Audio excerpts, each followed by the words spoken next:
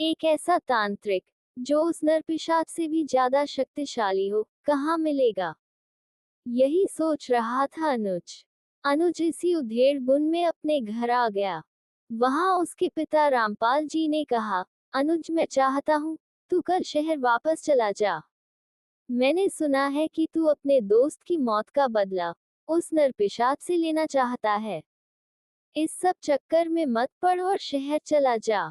पिताजी आप बात को समझे, ये सब मैं अपने दोस्त के लिए नहीं कर रहा हूँ, बल्कि इस गांव को नरपिशाच के चंगुल से मुक्त कराने के लिए कर रहा हूँ।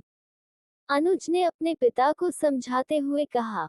रामपाल जी ने गुस्से से उसे डांटा, मैं तुझे जो कुछ कह रहा हूँ बस वही कर, कल अगर तुझे कुछ हो गया तो हम क्या करेंगे?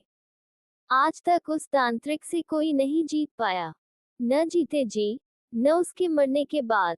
अनुज बहुत डर गया था। वह अपने पिता के गुस्से को जानता था। अनुज बोला, पिताजी मैं शहर चला जाऊंगा, लेकिन किसी को तो आगे बढ़ना पड़ेगा। आप गांव वालों से कहिए मेरा साथ दें। अगर सब मिलकर इस समस्या से निकलने की कोशिश करेंगे तो हम बच पाएंगे, नहीं तो एक न एक दिन पूरा गांव उसका शिकार बन जाएगा। रामपाल जी बोले, ठीक है कोशिश कर लेते हैं। मैं गांव वालों से बात करूंगा, लेकिन तू कुछ भी अकेले मत करना। अनुज मान गया। अगले दिन गांव में पंचायत रखी गई। उसमें फैसला हुआ कि गांव के 4 आदमी दूसरे गांव जाकर तांत्रिक ढूंढेंगे। उनके साथ अनुज भी जाएगा।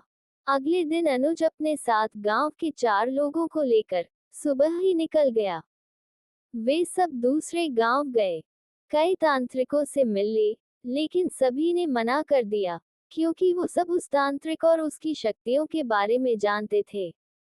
इस सब में शाम होने लगी थी। तभी एक गांव वाले ने कहा, हमें वापस गांव चलना चाहिए, अगर अंधेरा हो गया तो वह नरपिशाच हमें नहीं छोड़ेगा। उसे सब पता होगा कि हम क्या कर रहे हैं। सबने उसकी बात का समर्थन किया और गांव की ओर चल दिए। गांव तक पहुंचने से पहले ही अंधेरा होने लगा। ये देखकर सभी डर गए। अनुज ने चारों को रोका और कहा, भाइयों अंधेरे में जाना ठीक नहीं। मैं पहले ही अपना दोस्त खो चुका हूँ। हम यहाँ किसी धर्मशाला में रुक जाते हैं। चारों गांव वाले भी डरे हुए थे, वे मान गए। सभी वापस मुड़ गए, लेकिन तभी उन्हें किसी के रोने की आवाज सुनाई दी। अनुज पीछे मुड़ जाना चाहता था। तभी एक गांव